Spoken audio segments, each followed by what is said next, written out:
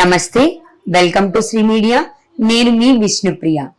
మన ఓటు మన బాధ్యత అనే కార్యక్రమాన్ని ప్రారంభించాం.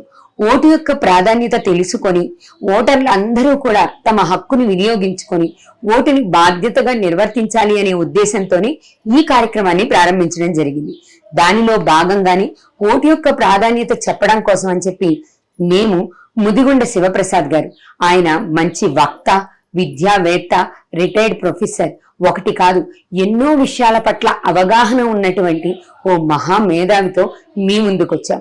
అలాంటి మేధావుల ద్వారా అయినా కూడా ఓటు ప్రాధాన్యత తెలుసుకుంటే మీరు ఓటు వేయడానికి ముందుకు వస్తారు అనే సదుద్దేశంతో దీన్ని మొదలుపెట్టాం. నమస్తే సార్. నమస్కారం. గత కొన్ని సంవత్సరాలుగా చూసుకుంటే మన ఓటింగ్ శాతం అనేది ఎప్పుడూ కూడా ఏ ఎలక్షన్స్ అయినా, అసెంబ్లీ కావచ్చు, పార్లమెంట్ కావచ్చు, ఏ ఎలక్షన్స్ కైనా కూడా ఓటింగ్ శాతం అనేది 50-55% దాటని నగరాలు, పట్టణాలు ఉన్నాయి కదా సార్. మరి అలాంటి చదువుకున్న యువకులు ఉన్నటువంటి నగరాలు, పట్టణాల్లో ఓటింగ్ శాతం ఎందుకు పెరగట్లేదు? అంటే వాళ్ళకి ఓటు మీద ఆసక్తి లేదంటారా? అందరికీ నమస్కారం. నా పేరు ప్రొఫెసర్ ముదిగొండ శివప్రసాద్, చారిత్రక నవలా చక్రవర్తి, retired professor of Osmania university, Shivam road, Hyderabad, Telangana. Is a message. ఈ ఛానల్ ద్వారా మీకు చాలా ముఖ్యమైన ఒక సందేశాన్ని అందజేస్తూ ఉన్నాను. అదేమిటంటే, ఈసారి మనకి 13 మే 2024 సోమవారం నాడు ఎన్నికలు వచ్చినాయి. తెలంగాణకు సంబంధించినంత వరకు 17 పార్లమెంటు స్థానాలు, సీమాంధ్రకు సంబంధించినంత వరకు 175 అసెంబ్లీ స్థానాలు ప్లస్ 24 పార్లమెంటు స్థానాలు, మొత్తానికి కలిపి ఒకేసారి ఎన్నికలు రావటం అన్నటువంటిది జరిగింది. ఇప్పుడు ఇది మే నెల, వైశాఖ మాసం.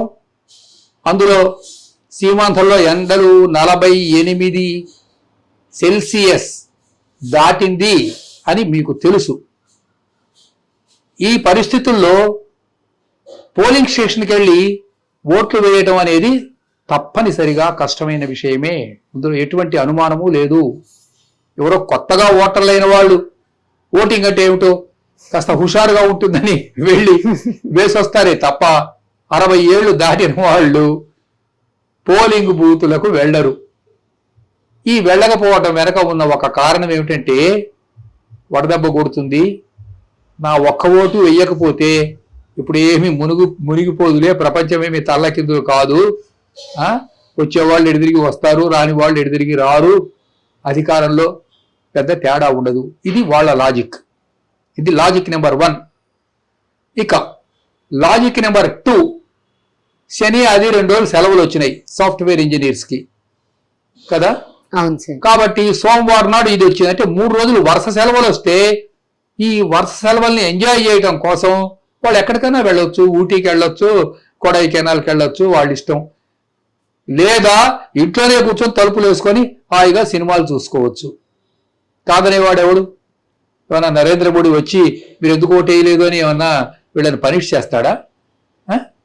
అది మన రాజ్యాంగాల్లో లేదు కదా.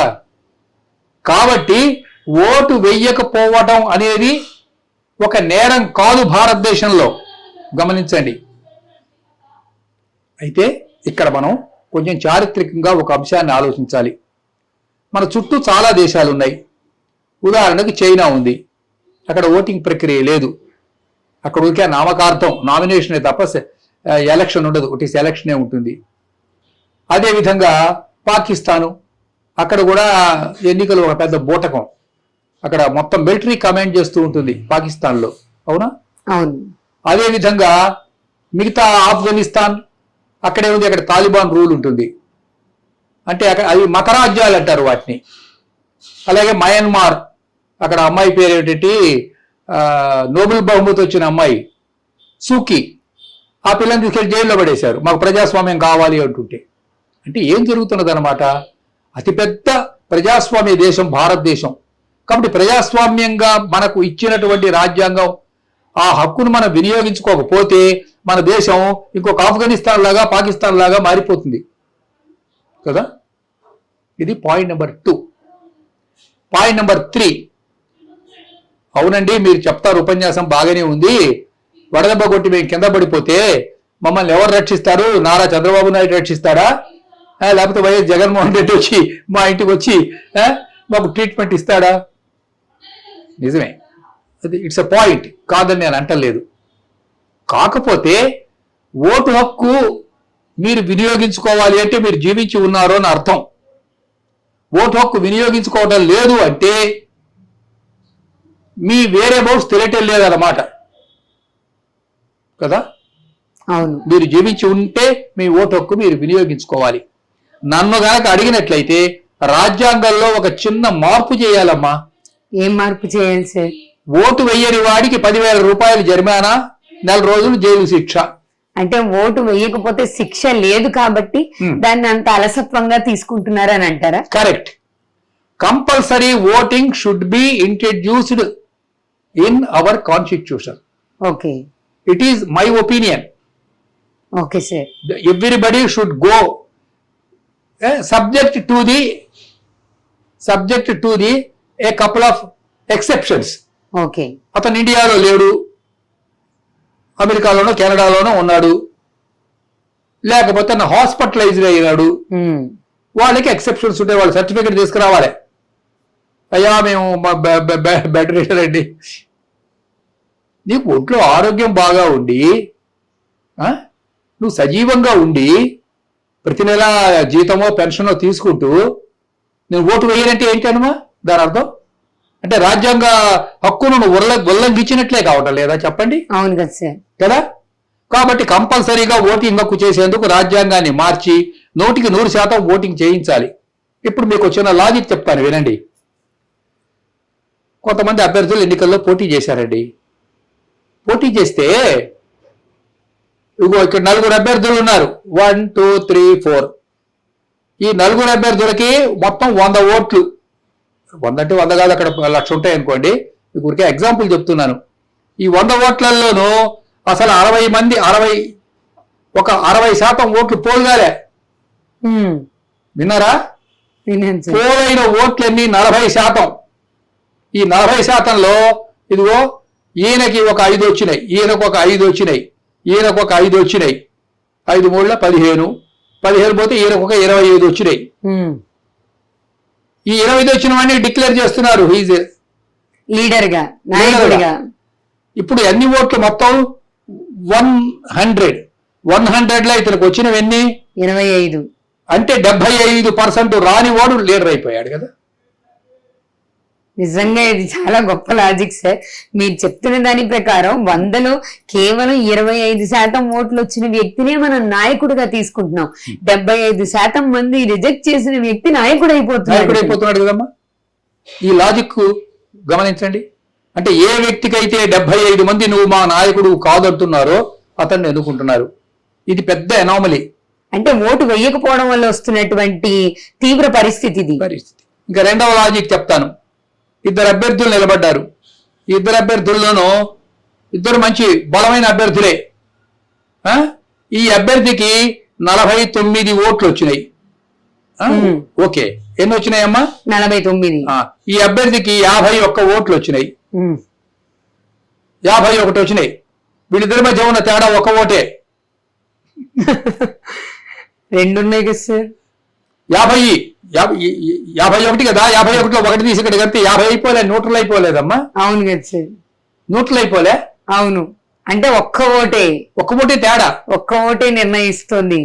1 ఓటుతో 100 ఓట్లలో 1 ఓటు తేడాతో పాపం వాడు కష్టపడి 49 ఓట్లు తెచ్చుకున్నాడు. విన్నారా?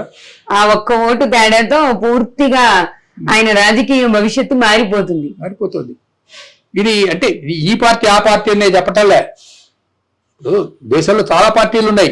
ఇది మోడీ గారి పార్టీయా లేకపోతే ఇంకా జగన్ గారి పార్టీయా అని అట్లా నేను పార్టీల గురించి ఇప్పుడు ఈ సబ్జెక్టులో నేను చెప్పటంలే.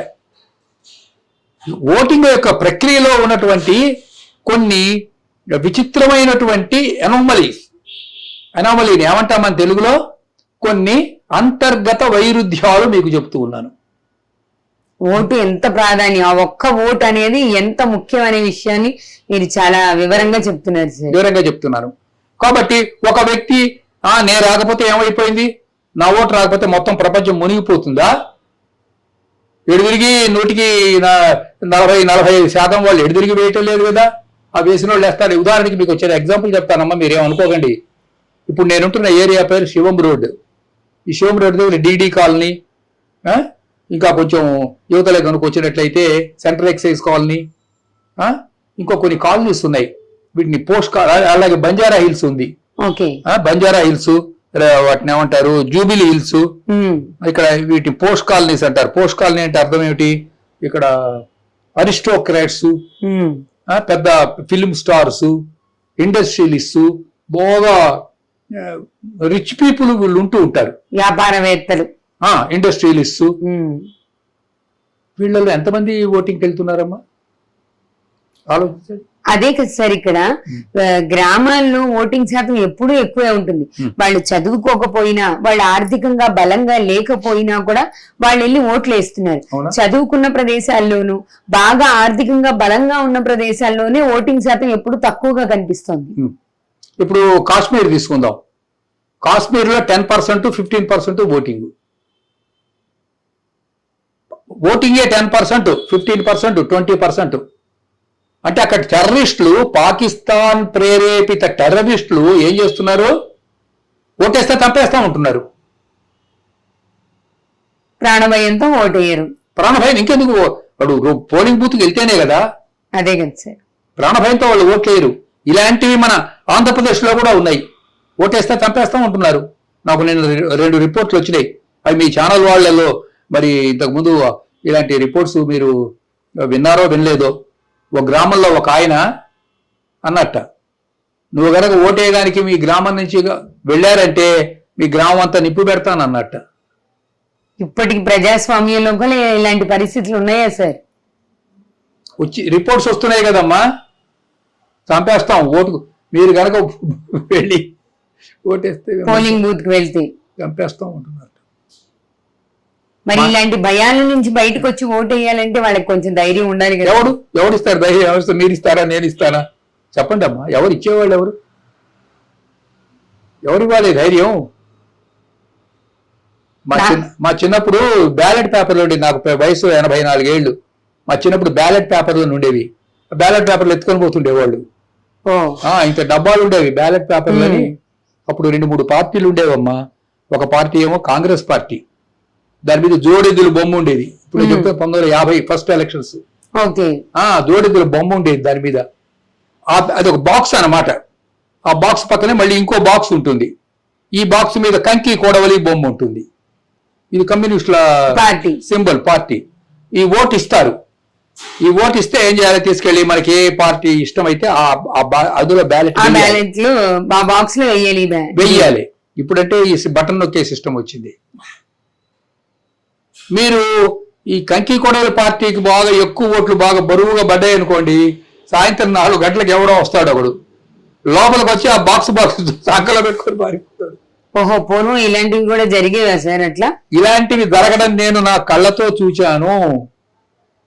ఆ డబ్బాలు ఎత్తుకొని పోవటం కళ్ళతో నేను చూచాను 1952 ఎలక్షన్స్ లో. మీకు ఇంకో మంచి తమాషా విషయం చెప్తాను, వింటారా? చెప్పండి సార్. అంటే ఇప్పుడు మాట కాదు, అప్పటి మాట చెప్పంటారా? చెప్పండి సార్. మీ పాటకు మీ శ్రోతలు ఏమన్నా అనుకుంటారేమో. పర్లేదు చెప్పండి. పర్వాలేదా?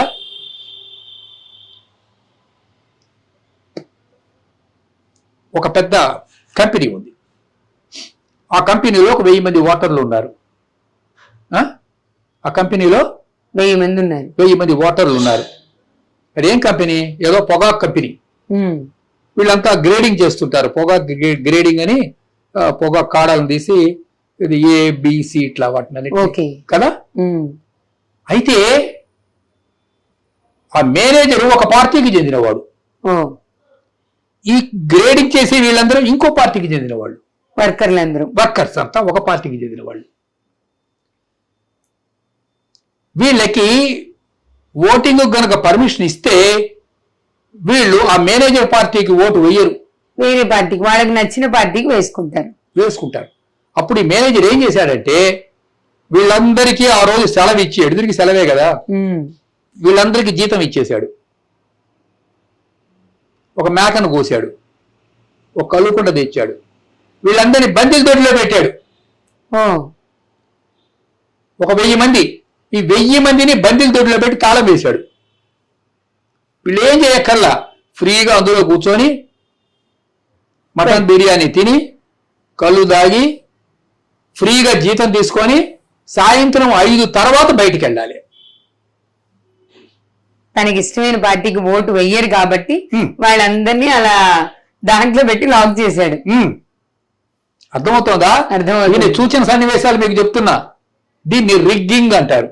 ఓకే, ఓట్లను రిగ్గింగ్ చేశారు. 1954లో జరిగింది. ఆ రిగ్గింగ్ వందల మీద కాదు, కోట్ల సంఖ్యలో జరిగింది. కోట్ల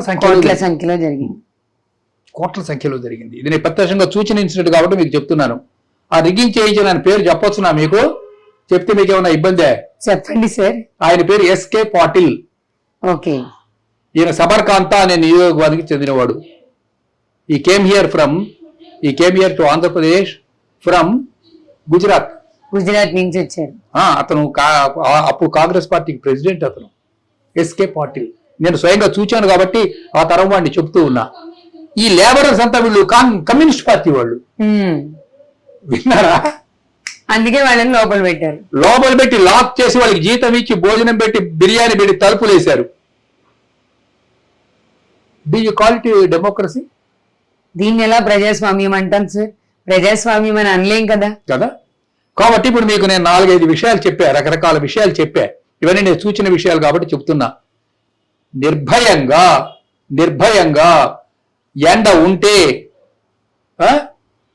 కొంచెం ఏం చేస్తారంటే తెల్లవారుజామున వెళ్ళండి, వెళ్ళి క్యూలో నిలబడండి. తెల్లవారుజామున వెళ్ళి క్యూలో నిలబడండి. ఒక్కరోజు కష్టపడలేరా మీరు దేశం కోసం? సంవత్సరంలో మొత్తం 364 రోజులు మీకోసం బతకండి. ఒక్కరోజు దేశం కోసం బతకండి. తెల్లవారుజాము 4కు బయలుదేరండి, మొహం కొడుక్కొని వెళ్ళి క్యూలో నిలబడండి. వాళ్ళు తలుపు తెరిచేటప్పటికల్లా గబుకొని ఓటేసి ఇంటికి వచ్చేయండి. మీకు ఎండ తగలదు. అవునా? అవును సార్, ఎండ తగలదు. అయితే అప్పటికే చాలా మంది వస్తారంటే సరే పర్వాలేదు, వెళ్ళిపోయి తెల్లవారుజామున వెళ్ళి క్యూలో నిలబడండి 13వ తారీఖు నాడు. ఇదే నేను మీకు ఇస్తున్న సందేశం కాదు, హెచ్చరిక కూడా. 13వ తారీఖున వెళ్ళి క్యూలో నిలబడండి. తెల్లవారుజామున ఎవరు వెళ్తాడు సార్ అంటే మీరు అక్కడ వీసా కోసం ఆ ఊరు పేరు ఏంటండి, మద్రాసు. అక్కడ సఫైర్ అని ఒక థియేటర్ ఉంది, అక్కడ ఫ్లైఓవర్ ఉంది. రాత్రి వెళ్ళి అక్కడ పడుకుంటారు. అవసరం సార్ అది కదా. రాత్రి వెళ్ళి పడుకుంటారు. నేను చూచా. ఏది మర్నాడు 10ంటికి కానీ వాళ్ళ ఆఫీస్ తెరవరు. కాకపోతే క్యూ పెరిగిపోతుందన్న భయంతో వీడు తెల్లవారుజామునే వెళ్ళి అక్కడ పడుకొని ఉంటాడు. ఇంకా నిద్ర లేదు, పోవలేదు రాత్రి. నేను చూచానమ్మా ఇట్లా. మరి మీకు అంత అక్కడ ప్రేమ ఉన్నప్పుడు దేశం మీద ఆ మాత్రం భక్తి మీకు ఉండవలసిన అవసరం లేదా? ఈ దేశం మీకు అన్నం పెడుతున్నదే, ఈ దేశం మీకు నీళ్లు ఇస్తున్నదే, ఈ దేశం మీకు ఉద్యోగం ఇస్తున్నదే, ఈ దేశం మీకు రక్షణ ఇస్తున్నదే. కనీసం భారతదేశం మీద మీకు ఆ మాత్రం కూడా గౌరవం లేదా? ఆలోచించండి అమ్మా. Vote is a must. ఇది మీ హక్కు మాత్రమే కాదు, బాధ్యత కూడా. ఓటు వెయ్యని వాడు దేశద్రోహి. మళ్ళీ చెప్తున్నాను వినండి. నా ఓటు లేకపోతే ఏమవుతుంది అంటే, మీ ఓటు లేదు అంటే అర్థం మీరు ఎలక్టరల్ రోల్స్ లో లేకపోవడం అని కాదు, మీ అస్తిత్వం లేదు అని అర్థం. ఇంకో పని చేయొచ్చు. బాగా ఎండలు ఎక్కువగా ఉన్నాయండి, మేము పొద్దున్నే తెల్లవారుజాము లేచి, నేను ముసలివాడిని చేయలేను, ఉదయం కొంచెం నాకు అట్లా అలవాటు లేదు అంటే పోనీ సాయంత్రం వెళ్ళగలరా? వాళ్ళు 5 o'clock మూస్తారు కదా, తలుపేస్తారు డోరు. పోనీ సాయంత్రం 4 o'clock 4:30కి అప్పుడు వెళ్ళగలరా? వెళ్తే ఏం చేస్తారంటే వాళ్ళు, మీరు ఒక 100 మంది 4:30 తర్వాత వచ్చిన వాళ్ళందరినీ కాంపౌండ్ లో కూర్చోబెడతారు. ఒక 1000 మంది వచ్చిన కాంపౌండ్ లోనే కూర్చోబెడతారు. అంటే రాత్రి 9 అయినా సరే 5 లోపల ఆ కాంపౌండ్ లోకి వచ్చిన వాళ్ళందరికీ పర్మిషన్ ఇస్తారు. ఇప్పుడు దాని టైమింగ్ కూడా పెంచారు కదా సార్, ఎన్నింటి దాకా 6 గంటల వరకు, ఇంకో గంట వేసవి కాలం అని ఎండల కారణంగా 5 గంటలకు అయిపోయే ఓటింగ్ ని 6 గంటల వరకు పెంచారు కదా. ఇంకా 5:30కి వెళ్ళి ఇక్కడ కూర్చోండి, మీకేంటి? మీ ఇంట్లో మీ పోలింగ్ బూత్ ఎంత, మీది ఇంటి దగ్గర నుంచి ఒక 10 నిమిషాలు కూడా ఉండదు. అవును. కాబట్టి మీరు 5:30కి బయలుదేరండి. పోనీ ఇంట్లో 5:45 అక్కడ వెళ్ళి కాంపౌండ్ లోపలికి వెళ్ళి కూర్చోండి. మీరు 7:30, 8 కల్లా అప్పటికి ఒక 1000 మంది ఉన్నారు అనుకుందాం ఫర్ ఎగ్జాంపుల్. ఉన్నా మీకు పెద్ద నష్టం లేదు, ఓటు వేసుకొని రావచ్చు. ఓటు 8 అయినా సరే, కావాలంటే ఒక మంచినీళ్ళు సీసాను, ఒక బిస్కెట్ ప్యాకెట్ పట్టుకొని అక్కడే కూర్చోండి. ఆంధ్రప్రదేశ్ లో 5 కోట్ల మంది ప్రజలు ఉన్నారు. నాకు ఓట్లు ఎన్ని ఉన్నాయో సరిగ్గా తెలియదు, 3 కోట్లు ఉన్నాయి అని నేను అనుకుంటున్నా. తెలంగాణలో కూడా 5 కోట్ల మంది ప్రజలు ఉన్నారు. ఇక్కడ కూడా 3 కోట్ల మంది ఓటర్లు ఉండవచ్చు. 99% ఎవడన్నా ఒక్కడు హాస్పిటల్లో ఉన్నవాడో లేకపోతే అమెరికాలో ఉన్నవాడో వదిలేసేస్తే అందరూ వెళ్ళి తెల్లవారుజామున క్యూలో కూర్చోండి. ఇదే నేను మీకు ఇస్తున్నటువంటి సందేశం. ఏదేమైనా ఖచ్చితంగా ఓటు వేసి తీరాలి. ఎలాంటి పరిస్థితులు ఉన్నా కూడా ఓటు వేసి తీరాలి. థ్యాంక్ యూ సార్, చాలా చాలా బాగా చెప్పారు, చాలా ఎగ్జాంపుల్స్ తో. చూశారు కదా ఓటు ఎంత ముఖ్యం, ఓటు వెయ్యకపోతే సమాజానికి వచ్చే పరిస్థితులు ఎలా ఉంటాయి, ఎటువంటి పరిస్థితులు ఎదుర్కోవాల్సి వస్తుందో అనేది మనకి గురువు గారు ప్రత్యక్షంగా చూసినటువంటి ఉదాహరణల ద్వారా కూడా తెలియజేశారు. కాబట్టి మన హక్కుని మనం వినియోగించుకుందాం, మన బాధ్యతని మనం నిర్వర్తిద్దాం, మన ఓటుని ఖచ్చితంగా మనం ఉపయోగించుకుందాం. ఎవరైతే సరైన నాయకులని మీరు అనుకుంటున్నారో ఆ నాయకులకు ఓటేసి వాళ్ళని గెలిపించడానికి ముందు మనం బయటికి వెళ్ళి ఓటేయాలి. ఓటింగ్ డే అంటే హాలిడే కాదు, ఇది వర్కింగ్ డేని, మన ప్రజాస్వామ్యాన్ని కాపాడుకోవడానికి పనిచేసే పని దినం అని మీరు భావించి బయటకు వచ్చి ఓటేయాలి అన్నదే గురువు గారి సందేశం. మరొక సందేశం కూడా చెప్తున్నాను వినండి. మాకు ఓటేయండి అని మీకు ఎవరో డబ్బులు పంపిస్తారు, ల్యాప్టాప్లు పంపిస్తారు, విన్నారా, సెల్ ఫోన్స్ పంపిస్తారు. ఇది రాజ్యాంగ విరుద్ధం, ఇది అనైతికం. వాటిని తీసుకోకండి, నా మాట వినండి. మీకు ల్యాప్టాప్లు పంపిస్తే తీసుకోవద్దు. కలర్ టీవీలు ఇస్తామంటారు, ఓటేస్తే కలర్ టీవీలు ఇస్తారట. ఇది అనైతికం. దయచేసి మీరు ఒక నిజాయితీ గల భారతీయ పౌరుడులాగా జీవించండి. ఒకవేళ ఇన్ కేస్ బలవంతంగా గనక మీ ఇంట్లో డబ్బులు పెట్టి వెళ్ళిపోయారనుకోండి, అప్పుడు ఏం చేస్తారో డబ్బులు రోడ్డు మీద పారేయకండి. ఆ డబ్బుల్ని ఇక గత్యంతరం లేక మీకు పెట్టినా ఎవరు ఈ దేశాన్ని రక్షిస్తారో, ఎవరు ప్రజాస్వామ్యాన్ని కాపాడుతారో వాళ్ళకే ఓటేయండి. మీ ఆత్మను మాత్రం చంపుకోవద్దు. నమస్కారం. చూశారు కదా, ఓటు వెయ్యడం మన బాధ్యత. ఆ వేసే ఓటుని నిజాయితీగా వెయ్యడం అనేది మన కనీస కర్తవ్యం అని గురువుగారు చాలా ఘంటాపదంగా చెప్పారు. మనలో ఆ బాధ్యత, ఆ నైతిక విలువలు ఉంటేనే మన దేశాన్ని, మన రాష్ట్రాన్ని మనం సక్రమంగా నడిపించుకోగలుగుతాం. మనం అవినీతి నుంచి దాన్ని కాపాడుకోగలుగుతాం. కాబట్టి మీ ప్రయత్నం మీరు చేయండి, మీ ఓటు హక్కును వినియోగించుకోండి. మన ఓటు మన బాధ్యత అని మీరు గుర్తించి బయటకు వచ్చి ఓటేయండి. మర్చిపోకండి, మన ఓటు మన బాధ్యత.